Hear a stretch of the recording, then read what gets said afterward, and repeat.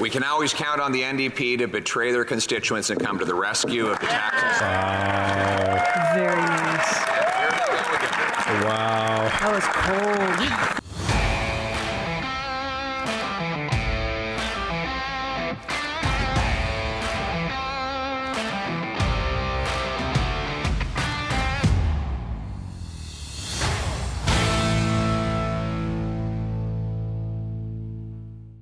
Welcome back to Northern Perspective, everyone. I'm Cypher. And I'm Fox. Today's the day we've all been waiting for, everyone, where the Liberals, and especially Chrystia Freeland, presented the fall economic statement. Let's get into this train wreck, shall we? Thank you, Mr. Speaker. Pursuant to Standing Order 32-2, I have the honor to table, in both official languages, the 2023 Fall Economic Statement.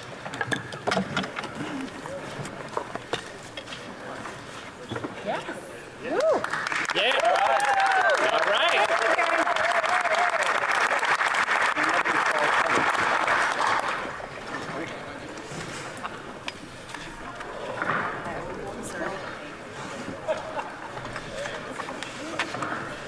Mr. Speaker, our government was elected on a promise to deliver for the middle class.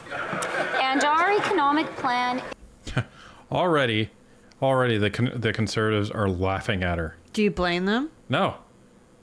We had a promise to deliver for the middle class. You guys are crushing the middle class. You're killing us. They've delivered poverty to the middle class. That's all they've delivered. Exactly. ...is focused on building an economy that works for everyone, with good jobs that people can count on. Major investments in public transit, in EV battery factories, and in new energy projects are not just red ink in our fiscal statement. They are truly investments, decade-long investments in the economic growth, which creates middle-class jobs, which raises incomes and makes middle-class communities more prosperous. Continental Railway a century ago. These are foundational investments which only government can make. We believe in Canada, and we believe in the incredible possibility of Canada's future. And that is why we are making the investments that Canada needs to make that bright future a reality. Bravo. So by investments, she said it a couple times already. I have a feeling this is going to be her favorite word today. She means deficit spending. That's what investments means, everybody. And we all know what deficit spending means. It means higher inflation, which means higher mortgage rates, higher rent, and higher prices on everything in the economy.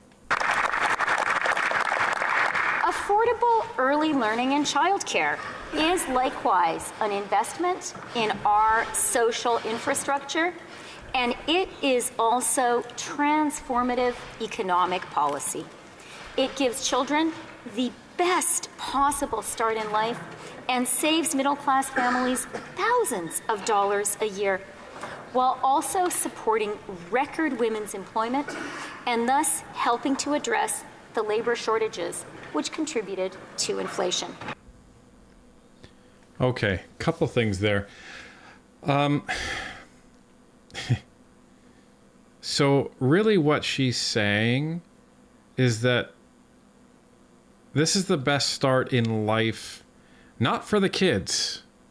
It's the best start in life for the Liberals because they want every single family reliant on their government. I'm sorry, but a kid has the best start in life when they have one parent raising them full time. Otherwise, the state is raising your kids.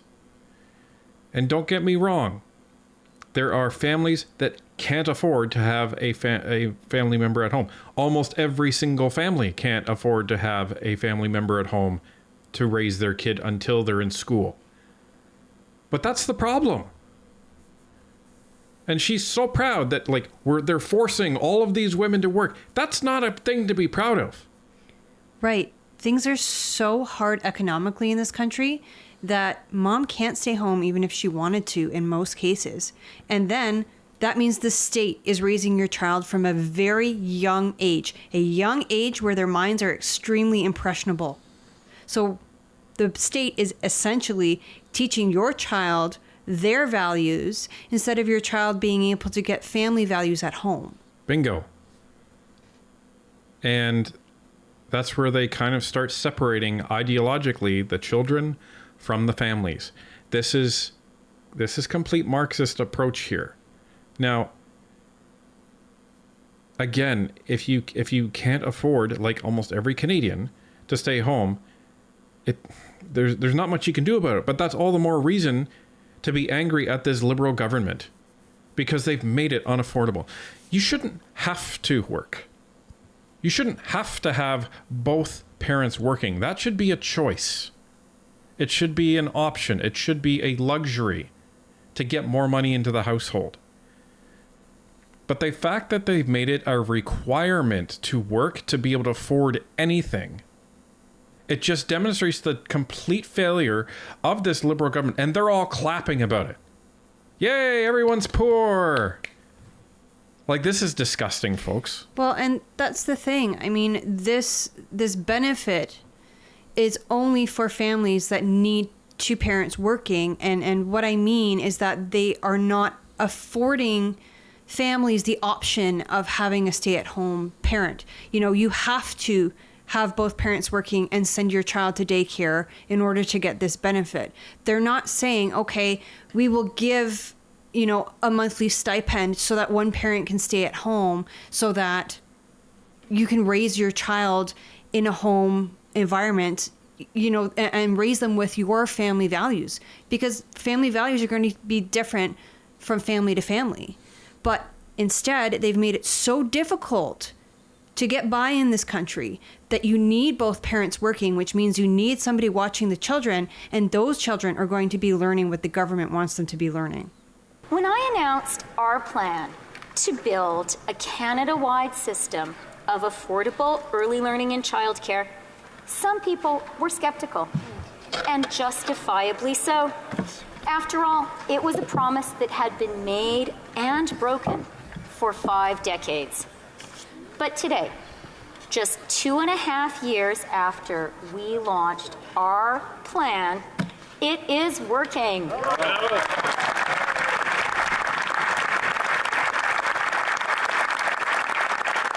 Childcare fees are down by at least 50% across Canada.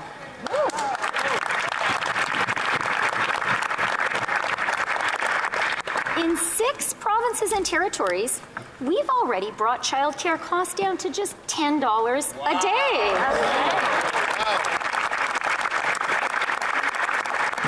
And we are on track to deliver outstanding, nurturing care for $10 a day everywhere in Canada by 2026. This really is getting under my skin right now.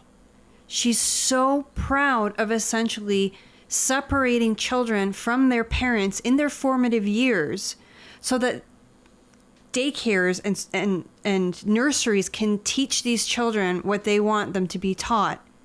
It's really bothering me that instead of creating economic conditions so that parents can stay at home and raise their children if that is their choice, almost everybody in this country has 2 parents working, which means kids go off to daycare and are taught what the Liberals want them to be taught.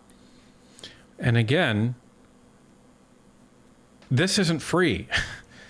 It's not free, folks. So she's saying, well, we've cut the cost of daycare and now it's only $10 a day. But we're not going to talk about the fact that we've doubled your rent, doubled your mortgage. Like, I feel like I'm in a double spearmint gum commercial because, you know, I keep saying double. Everything is doubled in cost. Food, gas, heating. And that's because these financial statements, these financial plans are running at a deficit. And that's what a deficit does. It puts more money into the system, and everything costs more.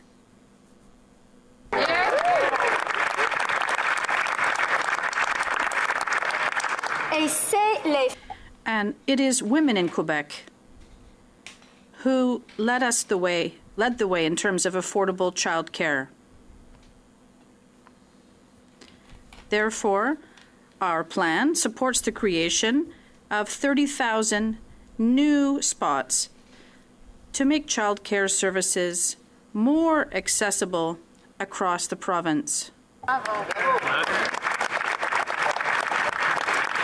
Enhancements to Canada's social safety net, ranging from the Canada Child Benefit, the Canada Workers Benefit, the Canada Pension Plan, are about driving down inequality, raising incomes, and ensuring by design, not by trickle down, that everyone can truly share in our country's prosperity. There you go, folks. By design. This is by design. And she's saying everyone can share in this country's prosperity. I don't think that's what's happening right now, Freeland. Right? What you're doing is you're creating equality by making everybody poor. Except for the people at the top, like Freeland. Well, and this is the funny thing. They always criticize the Conservatives for allegedly giving tax breaks to the wealthy. But if memory serves, they literally just announced that they were giving tax breaks to all of the big builders.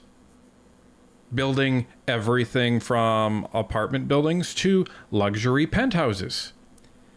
Isn't that the equivalent of giving tax breaks to wealthy people?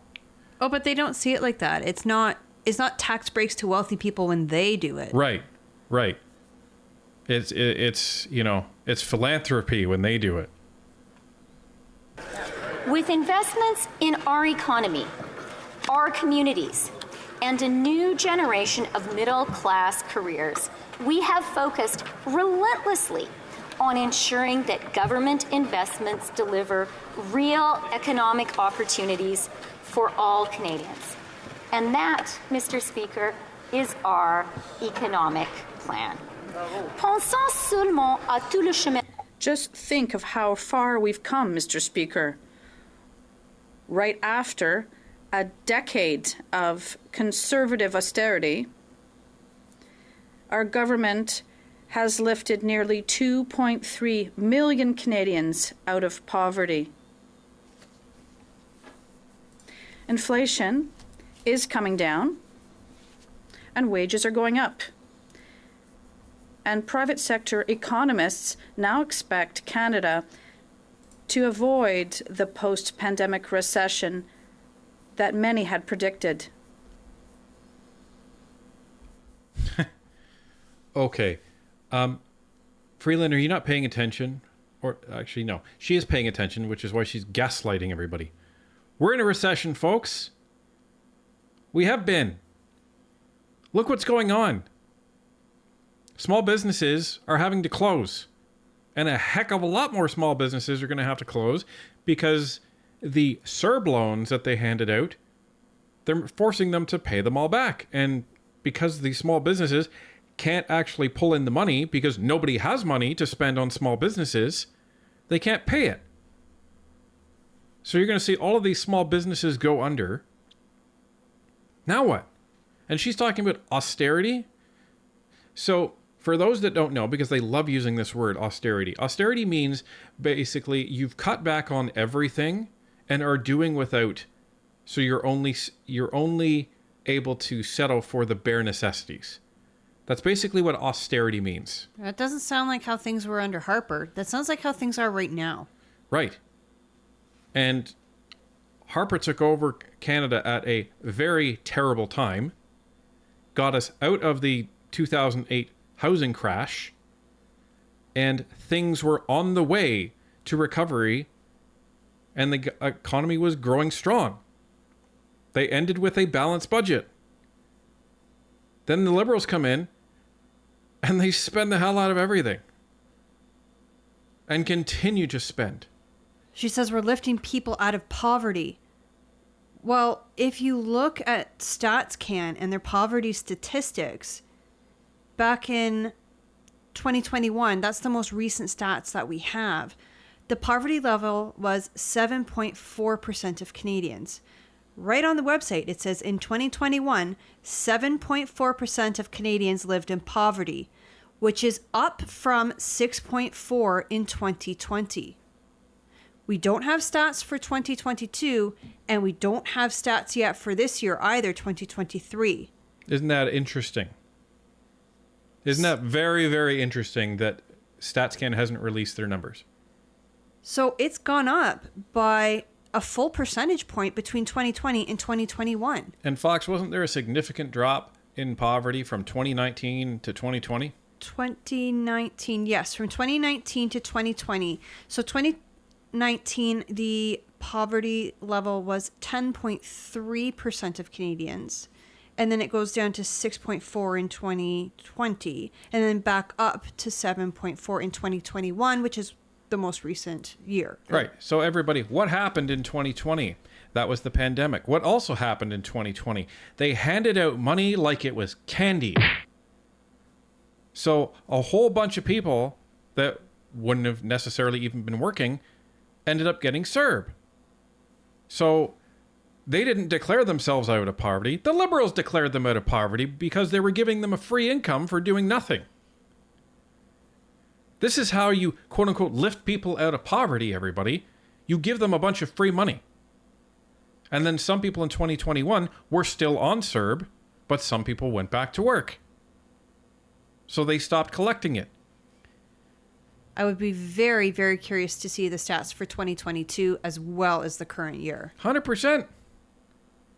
But who knows? It goes by income, not by what your lifestyle is. Because, you know, people that are making $40,000, $50,000, $60,000 a year are technically in poverty because they can't afford their house. Well, and making $60,000 a year in a place like Vancouver or Toronto is going to be a lot different than making it in a smaller town. All these factors to consider. To our economic plan, Canada is today a global investment destination of choice. In the Yep.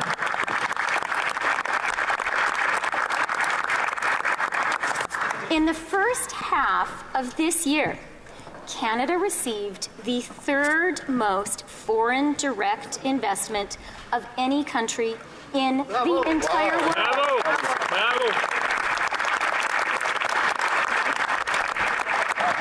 And that was more investment per capita than any of our G7 allies. More investment than the United States, the United Kingdom, Germany, Italy, France, or Japan. Wow. And the IMF projects Canada to likewise see the strongest economic growth in the G7 next year. Wow. So is there any wonder that companies are knocking on your door when you're literally paying them billions of dollars to do that? That's what we're talking about, folks. Giving Stellantis like $15 billion. Please come to our country. And what do? They hire foreign workers instead of hiring Canadians with our tax money. Right. This is the liberal fraud in action in front of our eyes. And you hear them all, you know, all the talking seals in the background saying, wow, wow, bravo. Yeah, they're congratulating themselves for something that hasn't even happened yet. It's a projection. It's a guess. Right.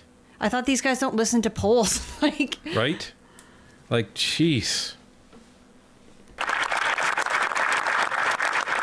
What does all of this mean for people, Mr. Speaker? What this means is that our economy is creating great jobs for Canadians from coast to coast to coast. And compared to before the pandemic, I am so glad to be able to say that over 1 million more Canadians are employed today.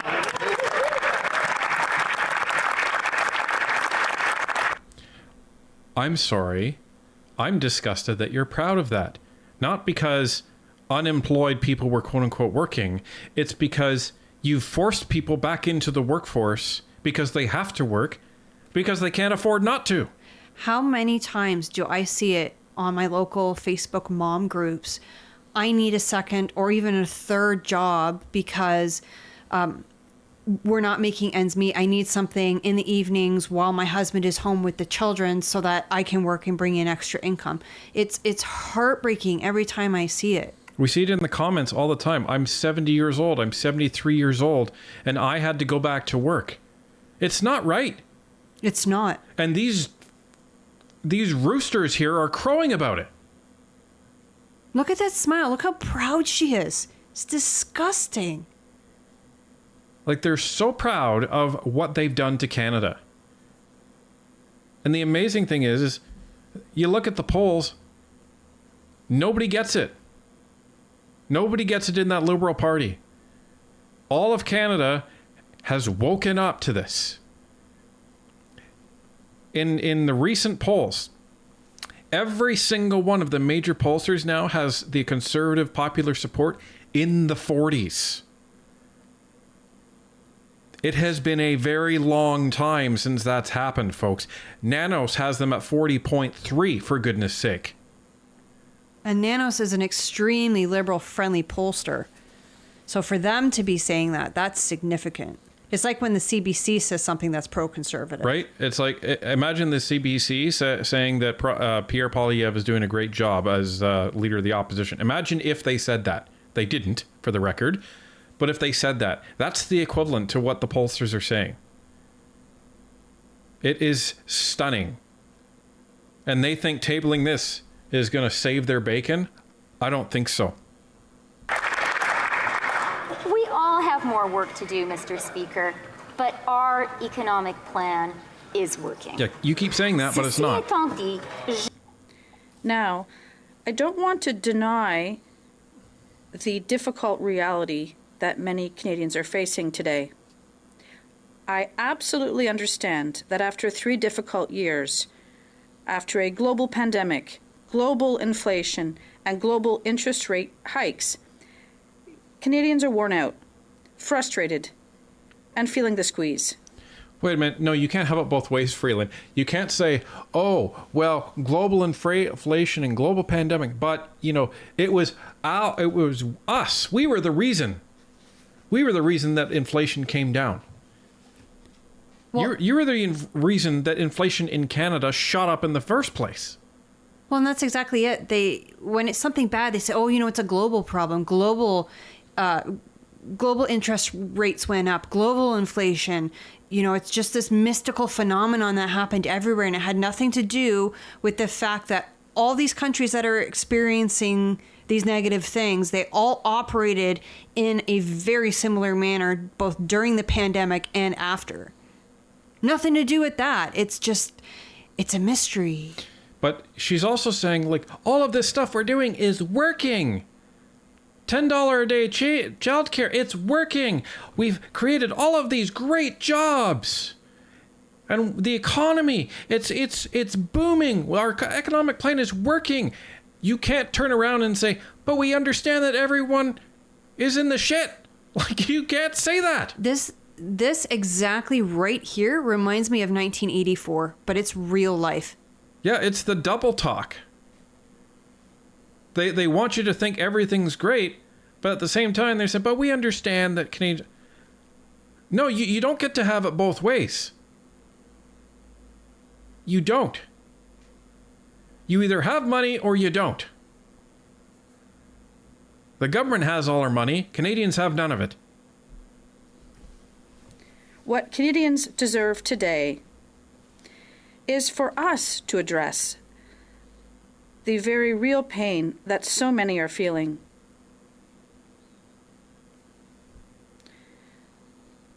With a hopeful and achievable vision for our country's future. That is my priority. That is our government's priority.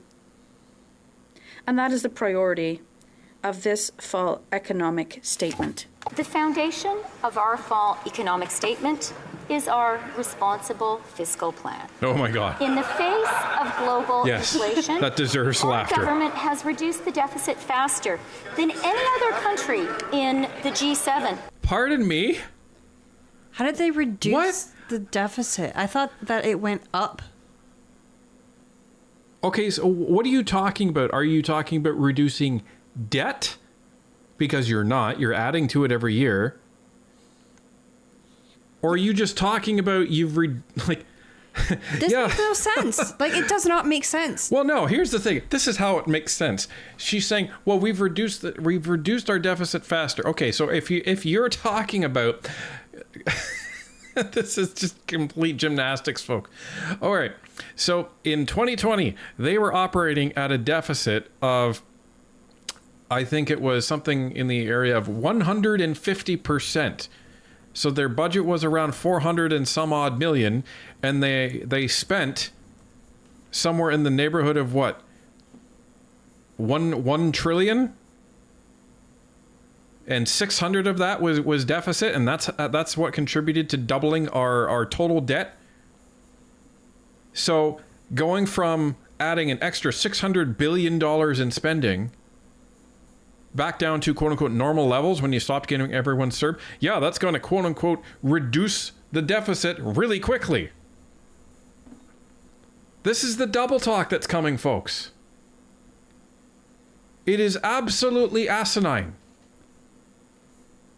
And she's just counting on that you're just going to accept this and go, oh, wow, that sounds impressive. I guess we'll go with that. Not while we're around. I just found a chart from the Fraser Institute. Figure 1, federal gross debt from 1870 to 2022 in billions of dollars. It went down a little bit in 2010 while Harper was prime minister, and then it went back up, and then it came back down a bit. And then when let me see, that'd be 2015, it went up a bit. And then in 2020, it just shot right up. And there's like a teeny tiny dip, which I'm assuming is for 2021. Like, how can she say that they're lowering it? What did she say? More than anybody else? Faster than anybody in the G7. Well, here's the thing. Did anybody else spend $600 billion just handing out money and printing it? I don't think so. Not to the degree that you guys did. This is the gaslighting that's going on, folks, but this is why we're here. This is why we're giving you these facts. This is why we're translating liberalese into common sense. Before we continue, figure 2 is even more interesting. It says federal gross debt per person from 1870 to 2022. And in 2022, the federal gross debt per person, so per Canadian, I'm assuming, is probably around $48,000. That's roughly the average household income in this country, isn't it? Roughly. So there you go. It's barely even covering the debt. It's not. That's insane. And, yeah.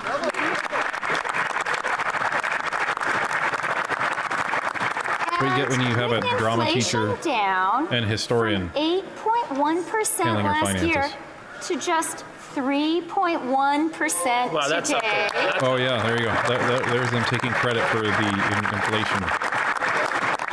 We are taking care not to feed inflation by carefully targeting new investments towards the priorities of Canadians today and towards the future growth that makes our finances sustainable.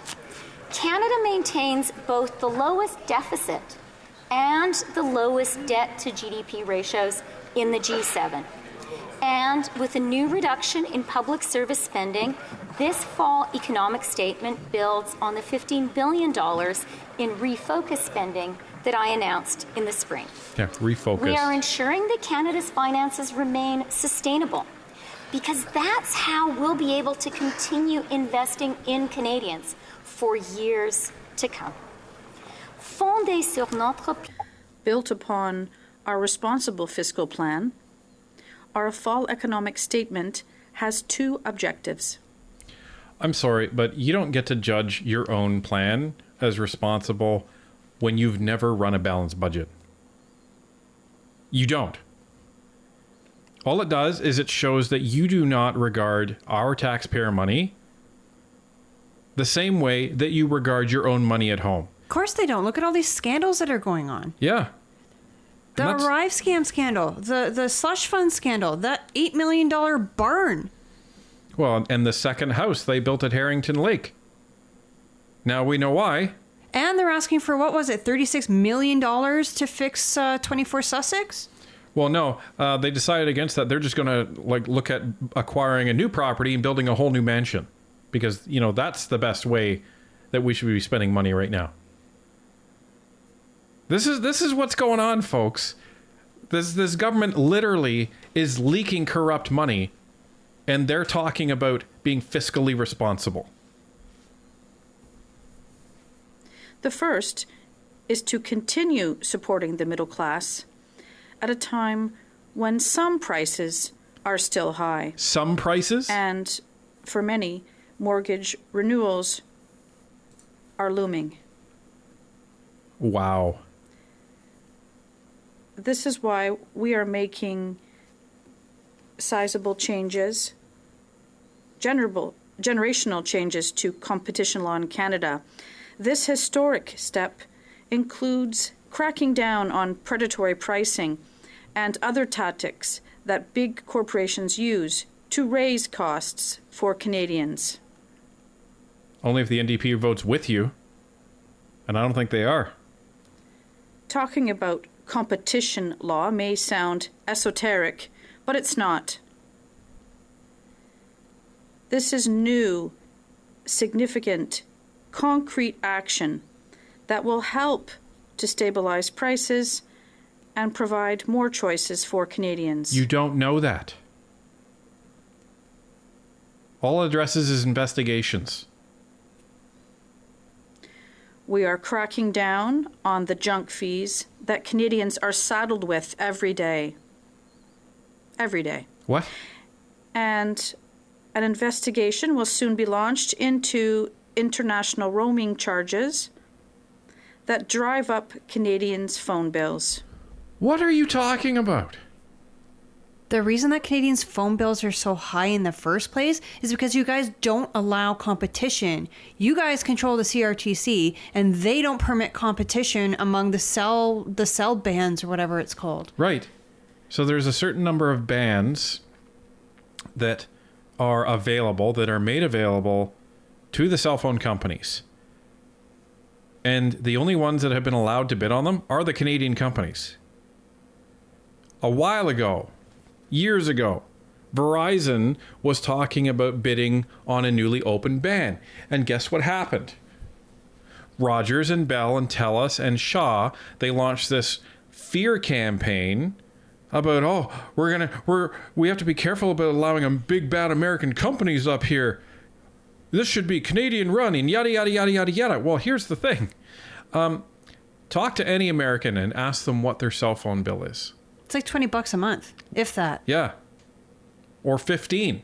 I know we have some American listeners. If you would like to, please tell us your cell phone bill per month in the comments. And what you get with it. Yeah, we'd appreciate it because it's ridiculous up here. I think for the two of us, we're paying, what, $170 a month. And my phone's month to month because it's paid off. It's ridiculous. It's criminal. Someone did some analysis on this before. They said that it was cheaper to actually get a French, from France, a French cell phone plan and pay the roaming charges.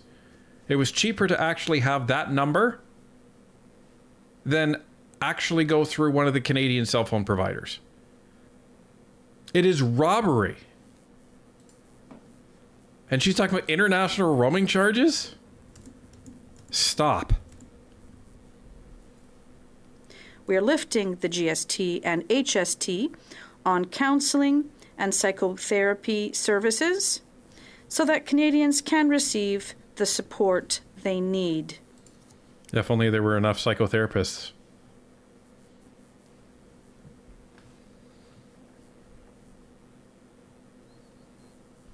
We are extending employment insurance to parents who adopt.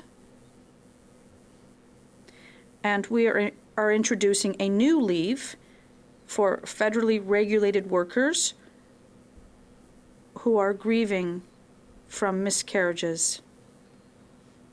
Because family, every family, no matter how it comes together, needs time to bond. And every woman should have time to heal from the painful loss of a pregnancy.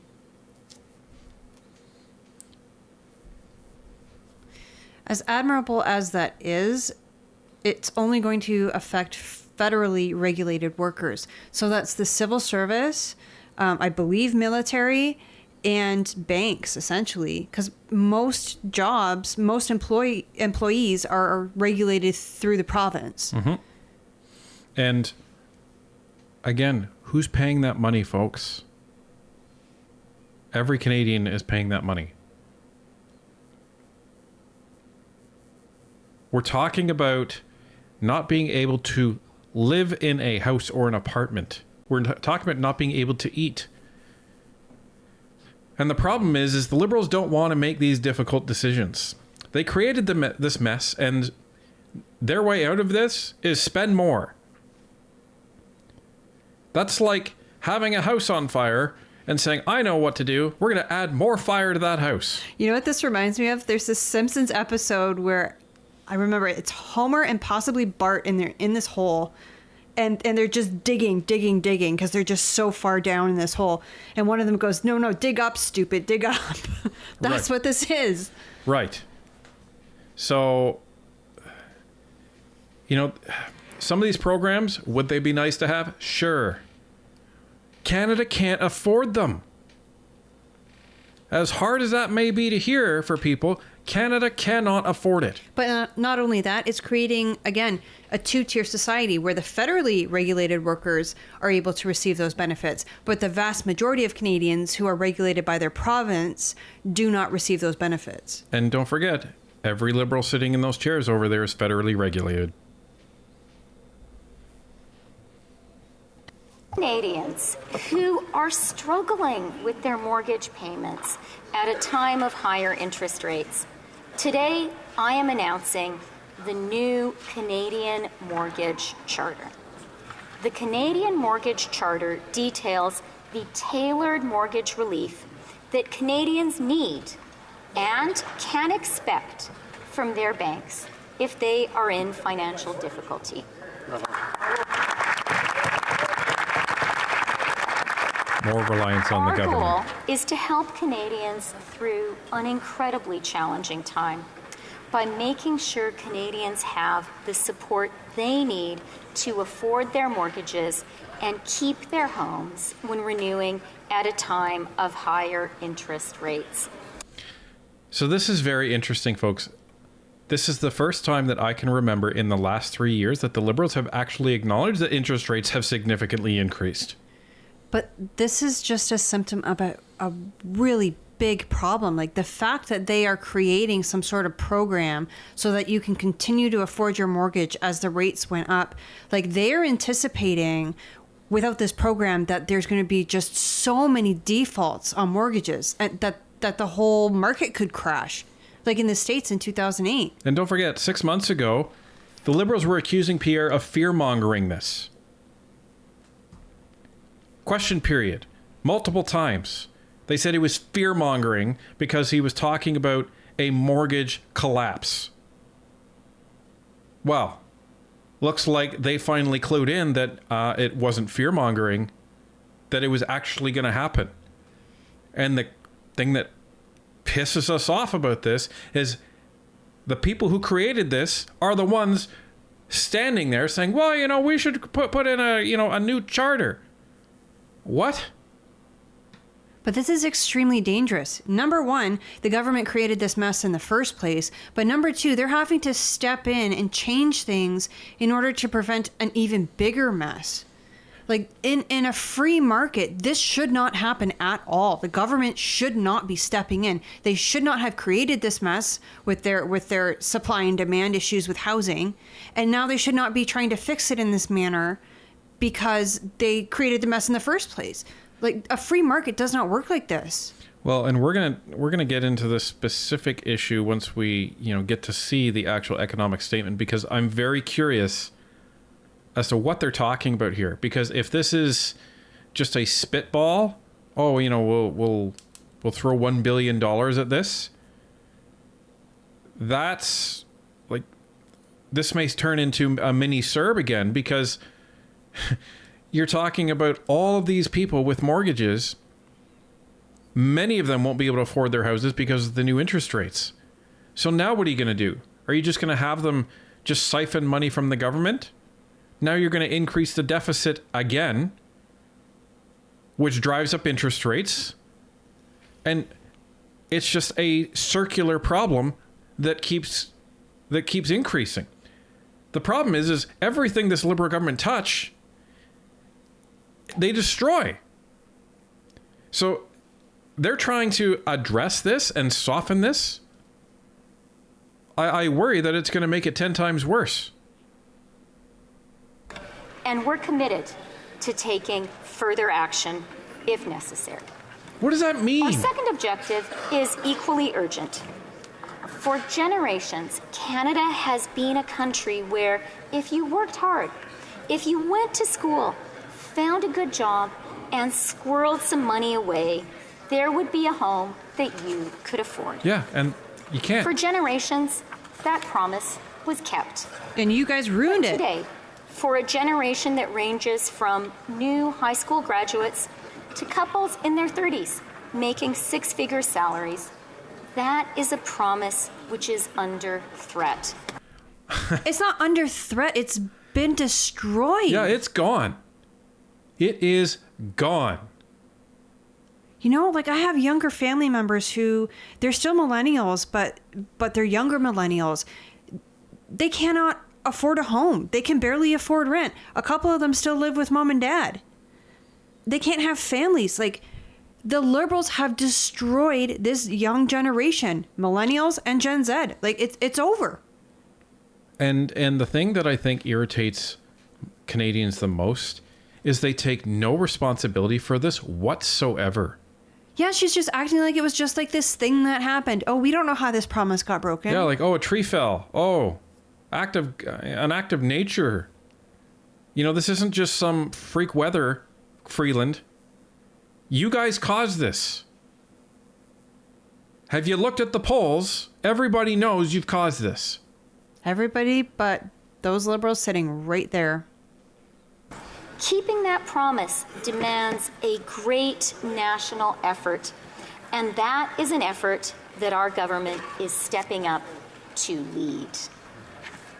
Building on the significant action we have already taken, including this fall alone, I am today announcing new measures through our economic plan to build thousands upon thousands upon thousands of new homes across the country and to build them faster.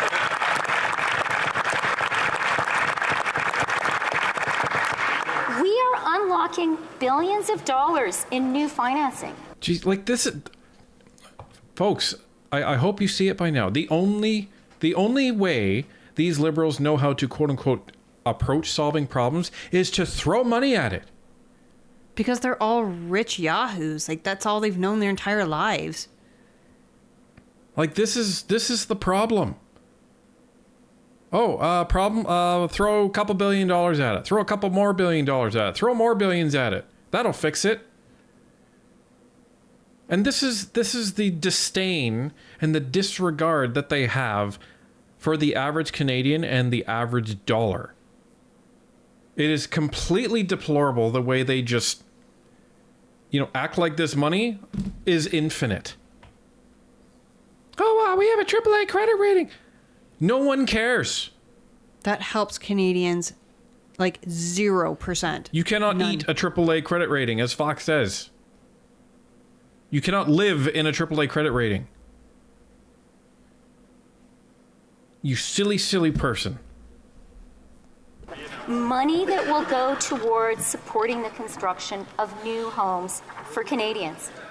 We are supporting Prove it. nonprofit, Prove that. co-op, and public housing providers. Yeah. Things that Canadians don't want. Yeah, Canadians We- want single-family homes. That's what Canadians want.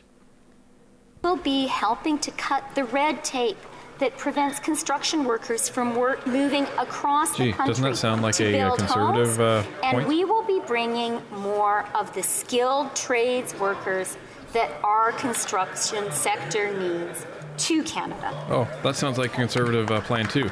Okay, so all of you that are asking, why doesn't Pierre talk more about this? Why doesn't Pierre talk more about that? It's because of this. Because he knows the Liberals are going to steal all of his election platform points and claim it as their own. This is why right here.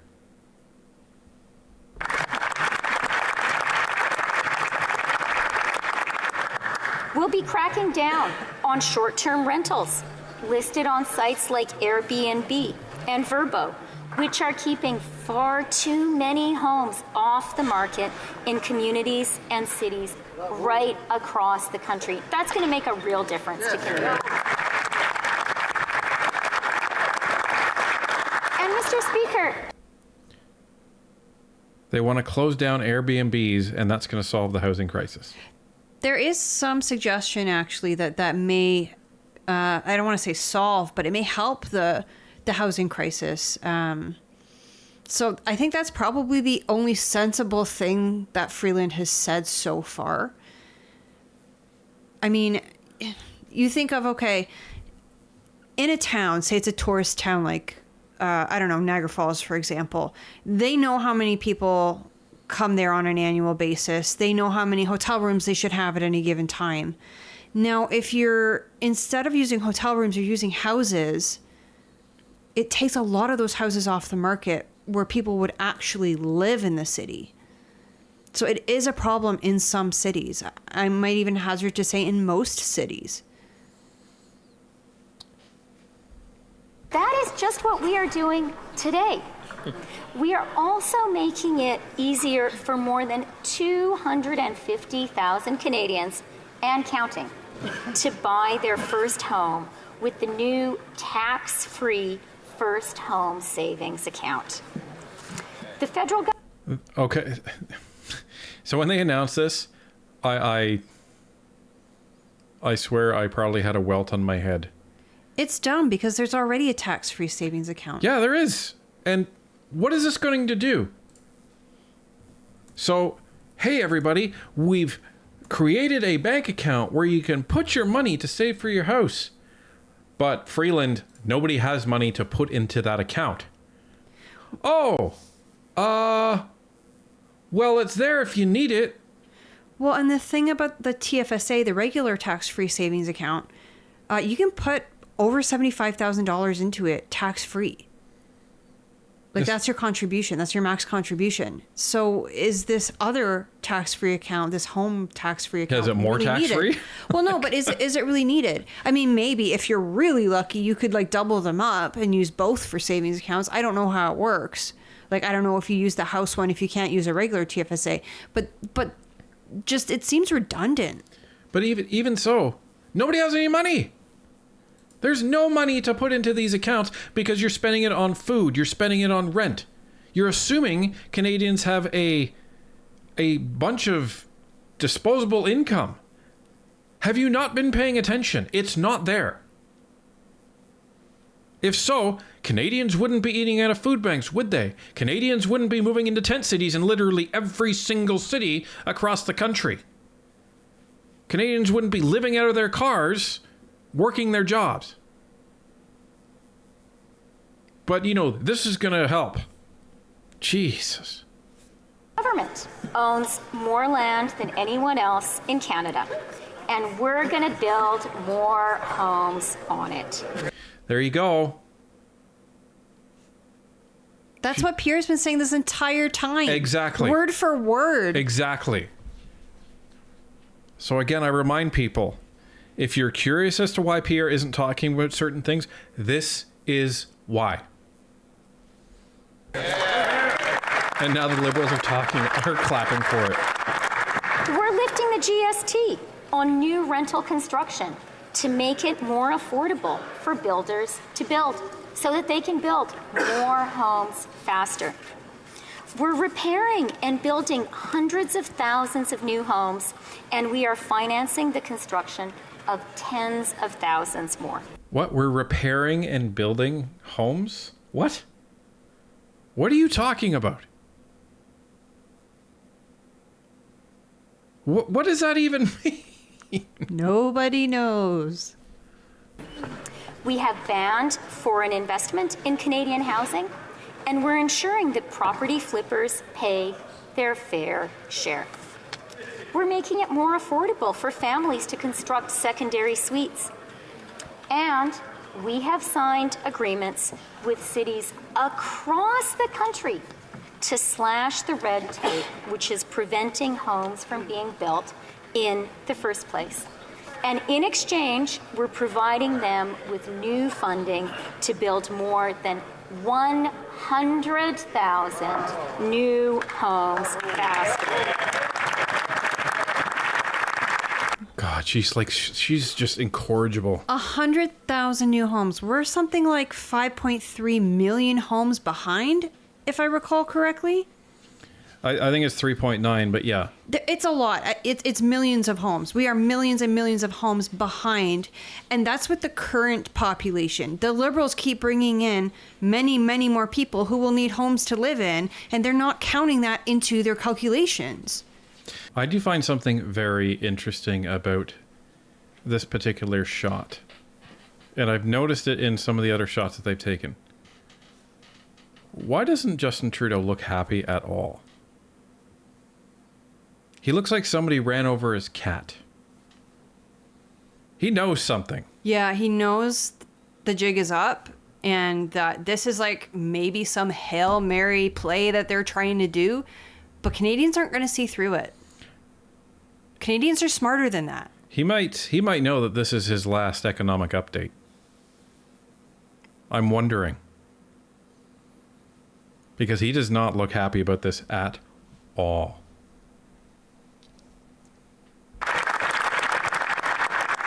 Because our country needs more homes, and we need more of them, fast. Nous devons construire. We must build homes in our biggest cities and our smallest But towns. housing's not a federal responsibility. We must It is build when voters care. detached Only family when homes voters care. and secondary suites. We must build co-op housing and rental apartments.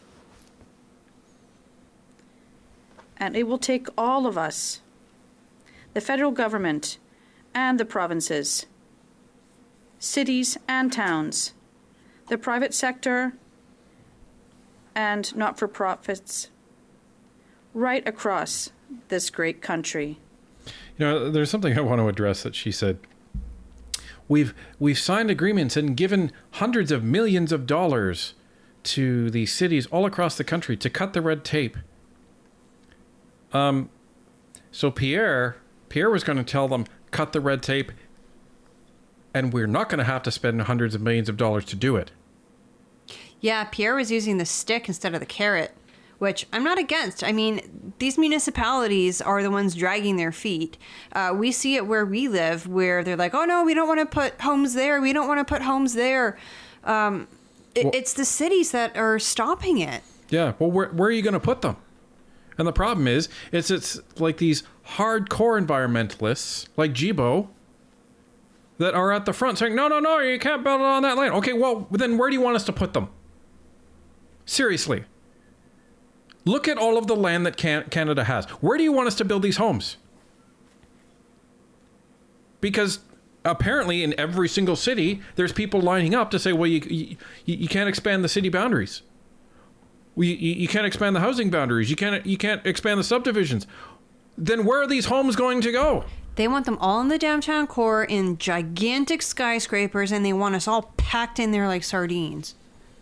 Like 15-minute cities. It's ridiculous. That's what our government is doing. And we are approaching this task with the purpose, drive, and intensity it deserves. Sure you are. We will keep working day after day, week after week, month after month, and year after year to build the homes that Canadians need. Just to remind everybody, this whole program with the cities, what it comes down to is if you tell us how you're going to build homes quicker, we'll give you money, and then we're going to take credit for it. That's the extent of this housing accelerator that hasn't built a single home yet, by the way. And they're talking about all of these tens of thousands of homes. All they've done is gone to these city planners and said, hey, how many homes do you have, on the approval docket for the next 10 years? Oh, about 100,000. That's a nice round number. Thank you very much. Hey, everybody, we're going to build 100,000 homes. Like, this is what's going on here. And expect and deserve.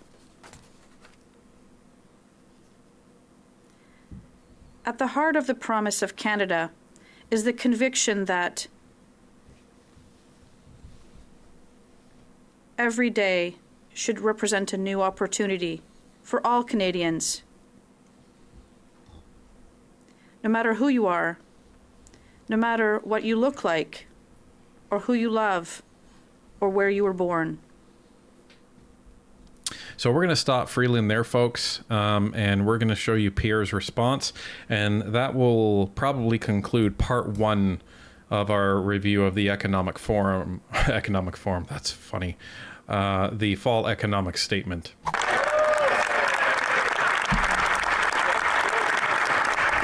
With this $20 billion of costly new spending, this update can be summed up very simply. Prices up, rent up, debt up, taxes up, time's up. Common sense conservatives will vote non-confidence on this disgusting scam.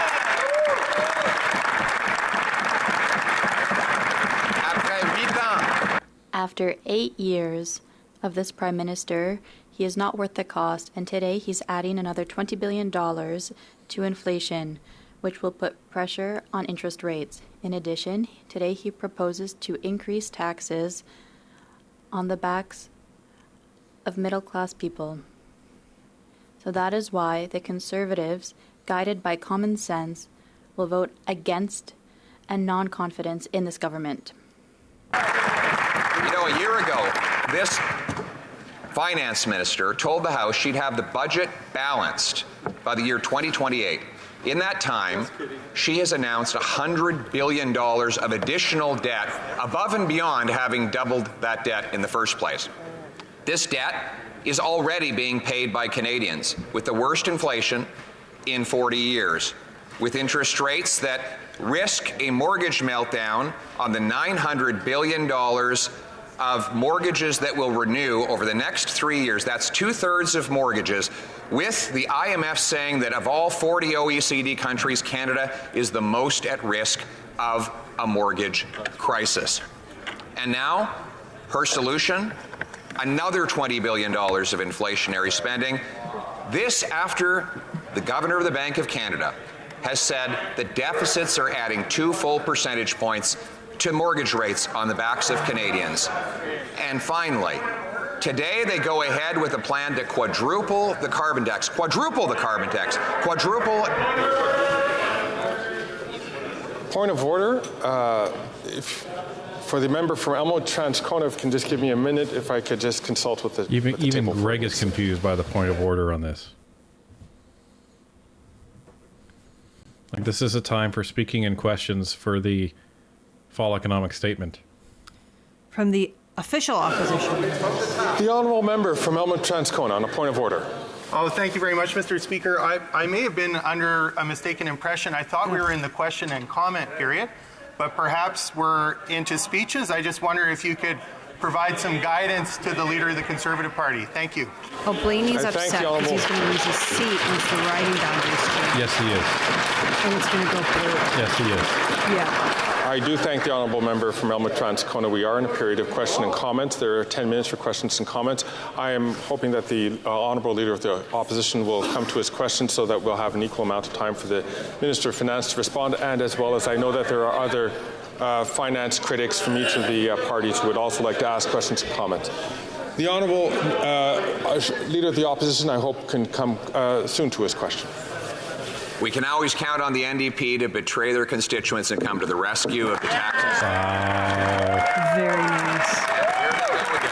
Wow. That was cold. And so my question, not just on behalf of the common sense conservatives, but on behalf of the countless people who are losing their homes, who are lined up at food banks, who are living through the worst economy since the Great Depression, is exactly how much will it cost the average family when this government goes ahead with its plan to quadruple the carbon tax? How much? And ladies and gentlemen, there is no need for a response from Chrystia Freeland, because there is no response from Chrystia Freeland. She goes on to talk about something else. But that's your fall economic statement from Chrystia Freeland. Now, there's some interesting things that happen later on, and Fox and I have not seen them all. But what we're considering is possibly doing another video tomorrow. The other alternative is if people would like us to live stream the rest of that, we are open to that consideration as well. Let us know in the comments what you think. Maybe we'll put up a poll on the community section. Let us know there. Yes, we'll put up a poll in the community section. So please make sure you head to the community section and cast your vote. Sounds great. But I don't think any of us expected anything more or less than this. But it is just so frustrating to hear the mental gymnastics that the Liberals continue to exhibit when they're talking about these things, and they're hoping that Canadians are stupid. But I think if the polling numbers suggest anything, is that Canadians are beginning to get more informed, and they're paying attention to what's actually going on, because that's the only reason I can see that the numbers are turning as they are. So fingers crossed, everybody, but things are just about to heat up.